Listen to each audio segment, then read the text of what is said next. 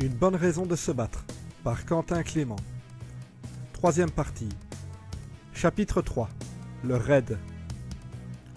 Le Jules était à peu près 30 fois plus grand que le Justice. Il ressemblait, de l'extérieur, à un vaisseau de plaisance pour riches amateurs de croisière spatiale. Un politicien influent comme Verman aurait pu inviter plusieurs familles d'amis se balader entre les étoiles afin de frimer un peu et d'étaler sa richesse devant tous, comme la plupart des hommes fortunés aimaient le faire. Mais une fois entre ses murs, le vaisseau dévoilait un tout autre visage. Équipement militaire, logistique adaptée à la guerre, armement lourd et une centaine de mercenaires payés pour se battre et mourir pour les ambitions et le profit d'une seule ordure. Un beau signe extérieur de richesse, les traits d'une réussite professionnelle sans faute qui cachait la corruption et la crasse. Sanders se fit la réflexion que ce vaisseau convenait bien à un politicien et que finalement, le fait que Jules lui ait donné son propre nom représentait fort bien la situation. Victor et Adam marchaient dans le couloir qui menait à l'arsenal. « Alors » demanda le contrebandier. « C'est quoi la suite du programme ?» Verman va prendre des informations sur les sillonneurs. Ensuite, il va contacter Kadaz et engager le nombre de mercenaires qui convient à l'attaque. « Kadaz, c'est Sovat comme nom, non » s'étonna Sanders. « Oui » répondit Marcus en s'arrêtant devant une porte. « Pourquoi ?» Le Méditerranéen enclencha l'ouverture et dévoila l'arsenal. Sanders sourit à la vue de ce qui se dressait devant lui. Des armes de guerre automatiques, des armures anti-calibre lourds, des explosifs. Une véritable armurerie militaire. Verman, quel cachotier. Bah, je suis juste étonné qu'un politicard qui ne respecte pas les lois de l'Empire fasse appel à des sauvates dans une histoire de trafic d'androïdes, c'est tout. C'est un renégat d'éducation, expliqua Marcus. Il n'y a pas le moindre de ses congénères dans ses rangs, et lui, les lois sauvates, il s'en fout complètement. Renégat d'éducation, c'était le terme que les sauvates employaient pour désigner ceux qui n'avaient pas été élevés sur leur planète d'origine. Le mode de reproduction des hommes gris n'avait pas grand-chose à voir avec celui des couples humains ou des ruches darniennes. C'était une espèce monosexuelle. La plupart des gens disaient qu'ils étaient tous mâles, ce qui était faux, étant donné qu'ils étaient aussi femelles. En réalité, ils ne formaient pas de couple, ils n'en avaient pas besoin pour mettre au monde. Une fois l'âge de la maturité atteinte, un sauvate se fécondait lui-même et accouchait d'un enfant unique et répétait l'opération encore et encore jusqu'à la ménopause. Ce cycle durait à peu près 5 années sauvates et pouvait se répéter jusqu'à 12 fois sur la vie de l'individu. Les sauvates étaient un peuple archaïque et infiniment attaché à leurs traditions. Aussi, leur loi exigeait que tous les nouveau-nés soient envoyés sur leur monde d'origine afin d'y recevoir une éducation pure. Les éducateurs leur enseignaient l'histoire de leur espèce, leurs traditions, leurs lois, leur sens de l'honneur et du respect de la force. C'était aussi dans leur enfance, en fonction de leur prédisposition, que l'on décidait de leur futur travail. Soldats, marchands, enquêteurs, éleveurs, éducateurs. Ceux qui n'avaient pas été élevés selon ces règles étaient considérés comme ayant reçu une éducation impure, ce qui leur valait d'être appelés renégats d'éducation. Des gens qui n'avaient pas appris avec assez d'importance les lois et les traditions, qui risquaient de remettre en cause le système. Ils n'étaient pas de vrais sauvates, et leurs semblables les évitaient. Sanders revêtit une armure à sa taille, noire, en tissu résistant, recouvert de plaques défensives semblables à celles des mercenaires qu'il avait braqués. Plusieurs de ces soldats freelance s'équipaient avec lui et Adam Marcus. Victor s'arma d'une mitraillette Venom, calibre anti-sauvate. Il adorait la sensation de puissance de ce fameux calibre. Mais un des mercenaires l'arrêta aussitôt. Alors que Sanders allait passer l'arme en bandoulière, l'autre l'attrapa par le canon. « Ce genre-là, c'est pour nous, dit le mercenaire d'un ton menaçant. Toi, tu n'as qu'à prendre autre chose, mais pas de calibre anti-sauvate, et n'espère même pas effleurer une grenade. » Sanders soutint fermement le regard de l'inconnu, mais lâcha l'arme. L'autre lui sourit narquoisement et passa la bandoulière à son épaule.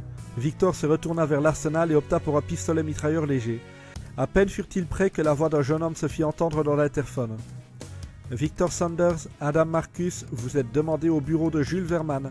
Je répète, Victor Sanders et Adam Marcus, bureau de Jules Verman, immédiatement. » « Dans 2 heures nous serons en enfer, alors ne faisons surtout pas attendre le diable, plaisanta Sanders. Les deux traversèrent encore de nombreux couloirs où s'affairaient des dizaines de soldats irréguliers prêts au combat. La tension montait à bord du Jules au fur et à mesure que l'heure de l'attaque approchait. Adam marqua l'arrêt devant une porte et l'ouvrit dans un glissement sonore. Elle donnait évidemment sur le bureau du très détesté Verman. Cette pièce n'avait absolument rien à voir avec le reste du vaisseau. On passait soudainement de couloirs bien éclairés aux parois métalliques épurées à une belle pièce au tapis de velours et à la lumière tamisée.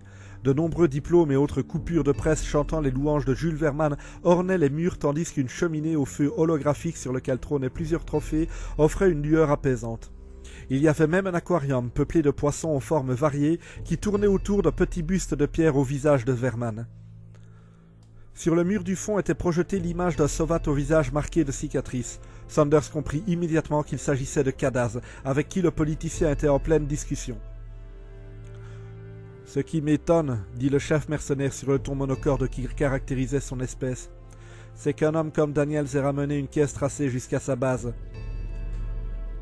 Il ne devait pas imaginer que Victor Sanders puisse transporter un objet muni d'une balise, ou même si c'était le cas, il ne s'attendait certainement pas à ce que son propriétaire puisse avoir l'influence et l'argent pour faire appel à vous. Après tout, Sanders n'est qu'une merde. » Verman se tourna ensuite vers les deux arrivants et leur sourit. « Vous voilà, je ne vous avais pas entendu entrer. »« J'en suis certain, votre porte est tellement silencieuse, répondit Victor avec ironie. Je suis sûr que quand vous m'avez traité de merde, c'était sans savoir que j'écoutais. » Kadaz reprit la parole. « Victor Sanders, Verman m'a fait part de votre motivation à prendre part à l'attaque sur Gris. Voyant le type de vaisseau que vous avez l'habitude de piloter, je pense que votre place n'est pas à bord d'un chasseur, mais bien dans le raid terrestre qui suivra la bataille aérienne. Vous serez sous les ordres du lieutenant Poscal, ainsi que vous, Adam Marcus.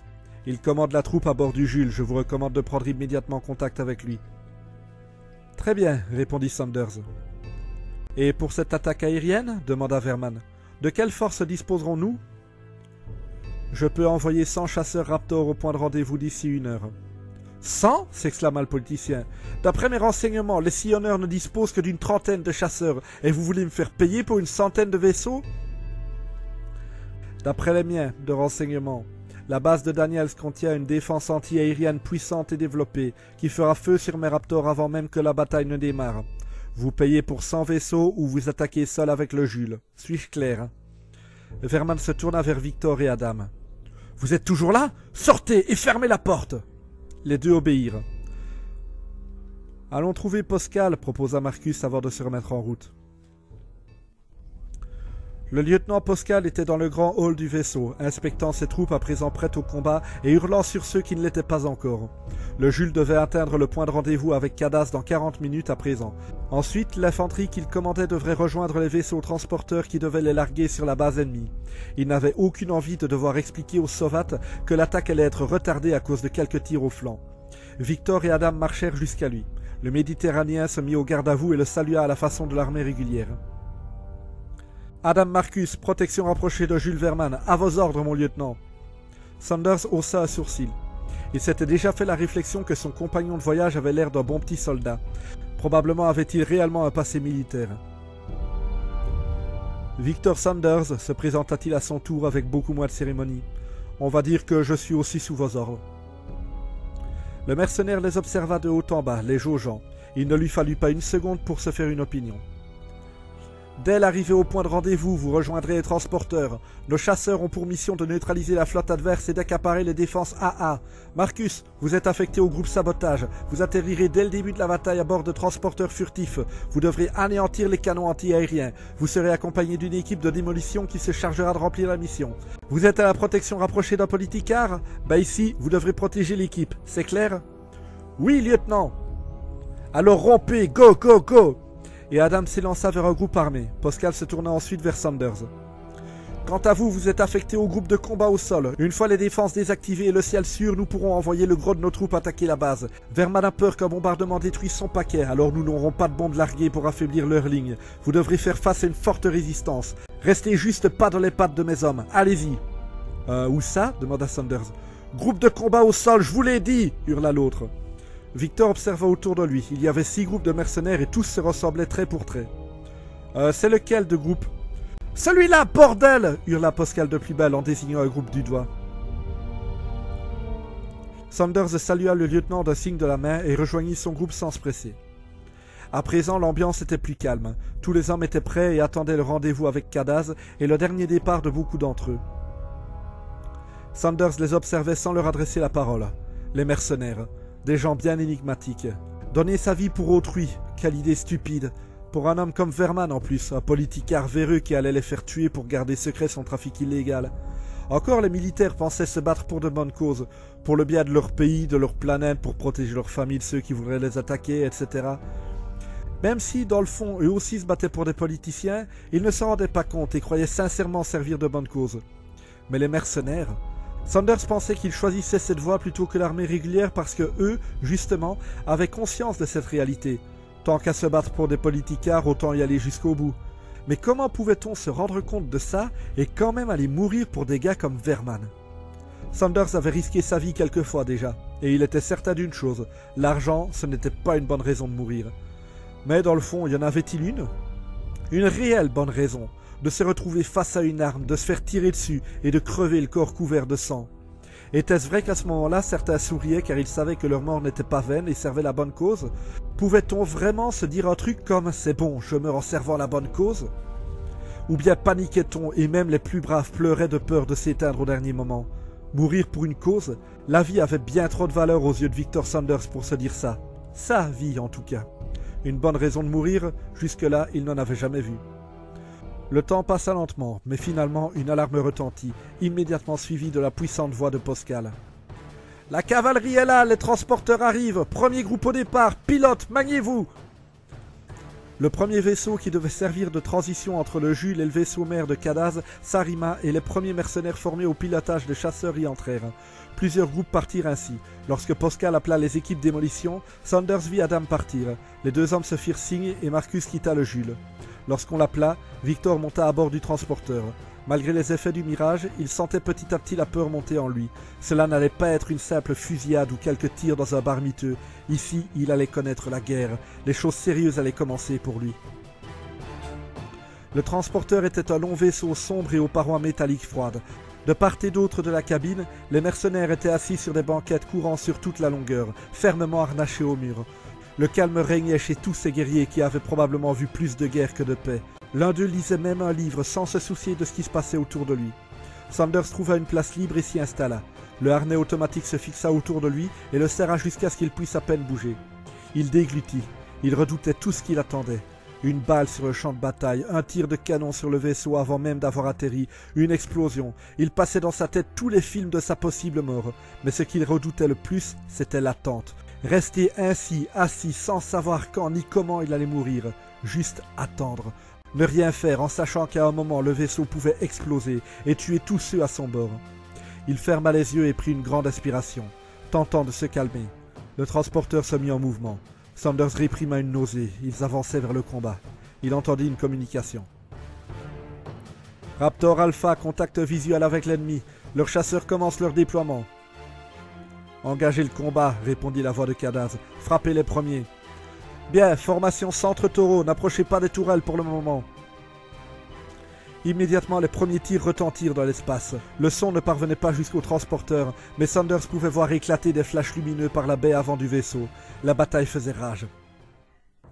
Gary Van Karian pilotait un chasseur Raptor pour Kadaz depuis 5 ans. Dès que l'ordre lui fut donné, il ouvrit le feu. Sa mitrailleuse lourde lança une puissante rafale sur l'ennemi qui répliqua aussitôt. Les deux armées avançaient l'une vers l'autre en faisant feu. Déjà des explosions illuminaient l'espace devant lui. Il se lança dans une vrille pour tenter d'esquiver les projectiles adverses dont la trajectoire était marquée par des balles traçantes, alors qu'à sa gauche déjà un compagnon était touché.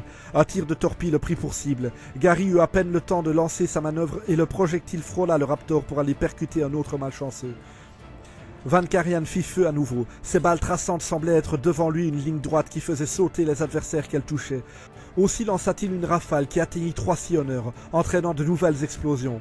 Les deux armées s'élançaient l'une vers l'autre, faisant feu de toutes leurs forces. Déjà on dénombrait de nombreuses pertes dans les rangs de l'une comme de l'autre, jusqu'au moment où les deux camps se heurtèrent. Là explosa la violence de la bataille. Les deux armées se mélangèrent, se lançant dans un balai mortel de tirs de mitrailleuses et de torpilles.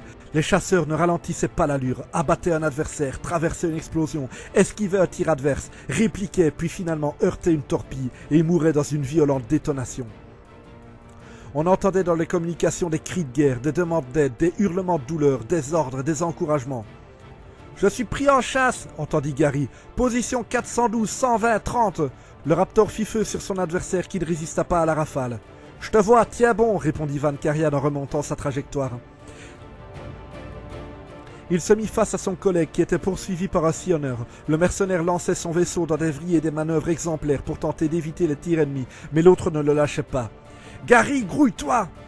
Van Karian croisa la poursuite et dans un demi-tour rapide, il fit feu sur le pirate, mais rata son tir. Il le prit néanmoins en chasse, mais au lieu d'abandonner sa proie pour lâcher Gary, le sillonneur fit feu. Une fois de plus, le mercenaire réussit une esquive dans les règles de l'art. Le signal fut accroché par le lance-torpille de Van Karian qui tira, mais son adversaire lâcha un leurre sur lequel vint s'écraser le projectile, entraînant une explosion que le Raptor évita de justesse. Il se replaça derrière le pirate. « Gary !» Et cette fois, le tir abattit le mercenaire et la communication coupa, juste avant que Van Karian fasse feu de sa mitrailleuse et détruise enfin le chasseur ennemi. « Bordel, Gus !»« Repli ennemi, je répète, l'ennemi se replie vers la base. »« Poursuivez-les, » ordonna la voix de Kadaz. « Ils veulent vous attirer vers le canon, soyez vigilants.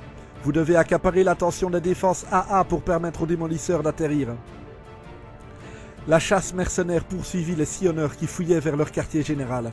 De là où était Gary Van Karian, la base ressemblait à un petit fort éclairé par de nombreux signaux lumineux, caché dans l'ombre d'un cratère de la lune de Grue. Un grand canon anti-aérien protégeait l'enceinte à chacun des 4 coins. « N'essayez pas de détruire la défense, » ordonna Raptor Alpha. « Évitez juste de vous faire buter. » Une fois proche de la base, les chasseurs pirates firent demi-tour et chargèrent une nouvelle fois les mercenaires, alors que les canons faisaient pleuvoir sur eux des dizaines de tirs de roquettes et de mitrailleuses lourdes. Gary esquiva une première salve et d'un tir de torpille descendit un chasseur adverse. « Les canons visent nos chasseurs, » remarqua Kadaz. « Équipe démolition, en avant, contournez la bataille, mode furtif, vous connaissez la suite. » Adam Marcus sentit le transporteur se mettre en mouvement dans un son mécanique de moteur en marche. « C'est pas trop tôt !» s'écria l'un des féroces mercenaires de Kadaz. Adam observait les visages monstrueux de ses infortunés compagnons. Tignasse hirsute, barbe mal rasée, rire et indiscipline. Cela avait bien peu de choses à voir avec ce qu'il avait connu dans l'armée traienne régulière. À part l'odeur, ce subtil mélange de transpiration et de métal, le puissant parfum des fumées dégagées par les moteurs. Entre les 2 rangées de sièges marchait un Darnien lourdement armé. Le lézard portait une armure lourde et noire qui épousait les formes anthropomorphiques de son corps. Il devait être un peu plus grand qu'Adam, autant dire un géant pour son espèce. Son œil gauche était blanc, probablement crevé au combat. « Nous y sommes !» argua le Darnien. « Vous êtes prêts à buter ces enfoirés de sillonneurs ?» Un hurlement rauque et motivé parcourut l'assemblée. « Des petits pirates de merde !» rajouta le lézard, « qui s'attaquent à plus faibles et pillent les vaisseaux désarmés. Là, ils pissent dans leur froc car ils savent que cette fois, ils vont affronter les mercenaires de Kadaz !»« Kadaz !» reprirent d'un cœur les farouches soldats irréguliers. « On va raser leur putain de base et buter tous ceux qui ne sont pas rendus, et après on butera aussi ceux qui l'ont fait !» Un rire sonore et gras retentit dans le vaisseau, interrompu par une soudaine secousse. Adam sentit l'arrière de son crâne heurter la paroi du transport, alors que le lézard fut déséquilibré et dut se rattraper in extremis à une lanière pendant du plafond pour ne pas chanceler. « Et voilà tout ce qu'ils ont en stock, un tir mis dans le mille et même pas une éraflure !» Un nouveau rire éclata dans l'équipage. « Vous êtes des mercenaires, votre vie c'est la guerre. Vous avez vu la mort des dizaines de fois, alors ce ne sont pas quelques pirates qui vont vous tuer, croyez-moi. Ce qui vous attend là-bas, c'est l'enfer, mais pas pour vous punir, non. Mais parce que vous êtes des putains de démons venus ici pour torturer et tourmenter ces foutus pirates. Ce qui nous attend ici, c'est l'enfer, mais c'est celui des sillonneurs. » Les voix rauques des féroces guerriers poussèrent un puissant cri de guerre alors que de plus en plus le vaisseau était ébranlé par de violentes secousses. « On décharge !» retentit une voix dans un interphone. Alors les harnais se détachèrent, et d'un saut les hommes se levèrent pour s'élancer vers le sas ouvert. Déjà un déluge de balles pleuvait à l'intérieur du transport, et de nombreux mercenaires tombaient en hurlant alors que d'autres répliquaient.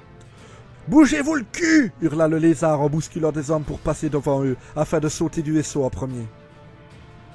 Il tomba lourdement au sol, pris pour cible par de nombreux tirs ennemis, et courut se mettre à couvert derrière un camion. Inspirés par cet acte de courage, suivant leur estimé leader, les mercenaires quittèrent leur planque pour se jeter à corps perdu dans la bataille. La cour où l'équipe était déchargée était entourée de 4 murs, chaque coin élevé d'une puissante tourelle anti-aérienne. Au centre, on voyait l'entrée vers ce qui semblait être un complexe souterrain. Le champ de bataille était bien éclairé par des spots de surveillance. Autour d'eux, de nouveaux déchargements avaient lieu, menant sans cesse de nouveaux renforts aux équipes démolition qui tentaient de prendre les tours défensives. D'intenses détonations éclataient sans cesse aux oreilles des mercenaires, alors qu'au-dessus d'eux, une violente bataille aérienne opposait la chasse pirate à celle de Kadaz, prise pour cible par les défenses AA. Adam arriva au camion derrière lequel s'était planqué le dernier, avec le peu de son escouade qui n'avait pas été tué au débarquement. « Il faut atteindre la tourelle 3 !» ordonna le chef. « L'ennemi bloque le passage !» répondit un soldat. « Et quoi, vous prenez le café? Éliminez-les! Gallian, Julian, Sparkus, Clemens, contournez leur position !» Adam obéit à l'ordre et suivit ses 3 compagnons, tentant de déborder l'ennemi par la droite. Ils essuyaient des tirs, répliquant à l'aveugle sans laisser la visée les ralentir. L'un des hommes fut touché et mis à terre avant que le quatuor puisse atteindre une planque offerte par une irrégularité du terrain. Marcus se jeta derrière la butte et reprit son souffle, après quoi il rampa jusqu'au sommet et élimina un adversaire. Une rafale explosa devant lui, projetant un nuage de poussière qui aveugla l'ancien militaire. Adam se remit immédiatement à couvert, tandis que ses 2 comparses continuaient de tirer. « Go, go, go !» hurla l'un d'eux alors que le passage était sûr. Ils sortirent de la planque pour avancer vers un petit mur où gisaient quelques cadavres ennemis. De nouveaux tirs les prirent pour cible, depuis l'entrée de la tour. Adam eut juste le temps de se jeter au sol pour ne pas être touché et termina le chemin vers la planque en rampant. Il fit feu sur les ennemis placés dans l'entrée de la tour. Les balles s'écrasèrent contre le pourtour de l'entrée. « Flanc gauche !» hurla une voix anonyme. Adam lança un rapide regard sur la gauche et vit un grand groupe de pirates en combinaison de combat approcher au pas de course. « On n'a plus le temps !» répondit le dernier aux commandes. Le lézard quitta sa planque et sortit une grenade explosive d'un compartiment situé sur son bras. Les balles ennemies sifflant autour de lui, il dégoupilla l'arme et la lança dans la porte avant d'être touché par 3 tirs bien placés et de tomber au sol. 2 sillonneurs eurent le réflexe de se jeter dehors juste avant la détonation. Ils furent immédiatement exécutés. Le dernier se releva, aidé par 2 de ses hommes. Son épaisse armure avait été trouée et du sang coulait aux endroits des impacts. « En avant !» ordonna-t-il. « On rentre et on protège la porte pendant que les experts désactivent la tour !» Sous le feu des ennemis placés sur la gauche, la troupe chargea. Plusieurs mercenaires tombèrent durant cette brève course. Adam et ses 2 derniers comparses entrèrent de la tour et de la porte, tentèrent de couvrir l'avancée des autres mercenaires. Ils étaient dans un cylindre de métal haut de 30 mètres, dont le mur était parcouru sur toute sa hauteur par un escalier en colimaçon. Il fallait atteindre le sommet pour faire cesser la défense anti-aérienne. L'un des équipiers de fortune d'Adam tomba en avant, touché à la tête d'un tir ennemi venant des escaliers. Il se retourna et fit feu, mais ses adversaires se mirent à couvert derrière les rampes de l'escalier. Il chercha rapidement du regard une planque où se mettre à l'abri de la future contre-attaque, mais n'en trouva pas. C'est alors qu'entra le reste de la troupe dans un hurlement de guerre et de coups de feu. Le dernier, arrivé le premier à la porte, avait laissé entrer tous ses hommes en les couvrant avant de lui-même pénétrer la place. « Marcus, Johnson et Goroyd, montez et arrêtez-moi cette foutue tour. Nous restons ici et empêchons les nouveaux venus de vous gêner. » Fin de la partie 3. Les musiques utilisées dans cet épisode sont Intense par Matti Palanen, TV Drama par Jason Shaw, Tension par Matti Palanen, Epic par Ben Sound, Enemy at the Gates par Matti Palanen, Trailer 2 par Matti Palanen et Tension 2 par Matti Palanen.